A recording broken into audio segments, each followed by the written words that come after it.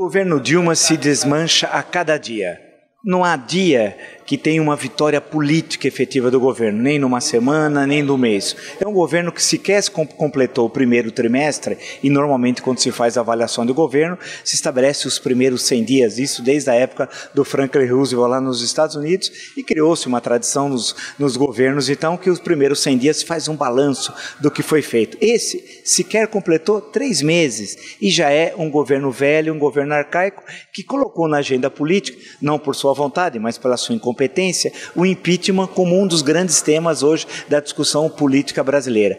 É um governo que sobrevive, ele não vive, ele não pauta a vida do Congresso, ele não pauta a discussão política, ele não tem uma agenda própria, ele sobrevive em condições extremamente adversas. O pacote fiscal, o pacote trabalhista é uma clara demonstração disso. Manda para o Congresso e o Congresso já sinalizou, tanto o presidente do Senado, Renan Calheiros, como o presidente da Câmara dos Deputados, o deputado Eduardo Cunha, de que não vai ser aprovado como o governo quer. Temos a discussão sobre as dívidas das prefeituras e dos governos estaduais.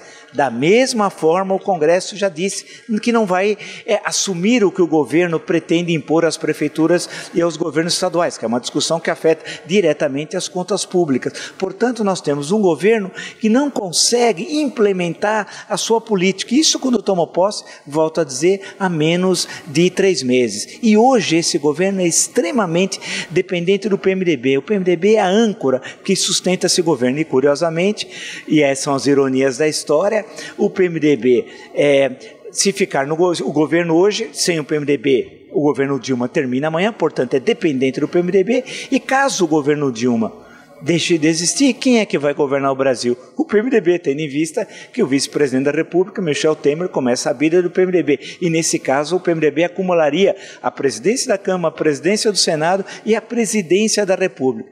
O estranho era que o PMDB era um partido destruído, um partido que não existia, e hoje é o partido mais forte, tendo em vista que a oposição não consegue se construir no parlamento ainda como uma efetiva alternativa, e o PT faz água por todos os lados. Então, nessa conjuntura muito específica, nós temos o PMDB como um partido forte e um governo fragilizado. E a grande questão que, para todos nós brasileiros, é como é possível um governo desse se manter no presidencialismo, e essa é a armadilha do regime presidencialista, porque se fosse no parlamentarismo, isso seria resolvido ou com voto de censura e uma nova eleição, ou com uma nova composição parlamentar. No presidencialismo não. Então é um governo que acabou, um governo que hoje depende do PMDB e que, com a mais absoluta certeza, não vai conseguir aprovar o pacote fiscal ou o pacote trabalhista da forma como o governo deseja. E a pergunta que fica é o seguinte: não só o governo vai se atritar com o PMDB, como tem uma outra questão. O ministro da Fazenda, Joaquim Levy, não permanece no governo. Se o pacote não passar com as questões essenciais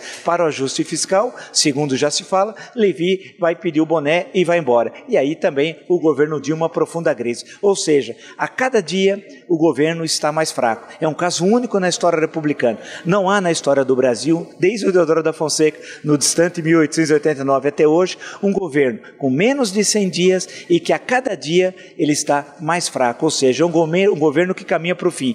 A agonia para o Brasil é que esse governo tem constitucionalmente mais 45 meses. A pergunta é se ele aguenta politicamente se manter à frente da presidência da República, a senhora Dilma Rousseff, por mais 45 meses.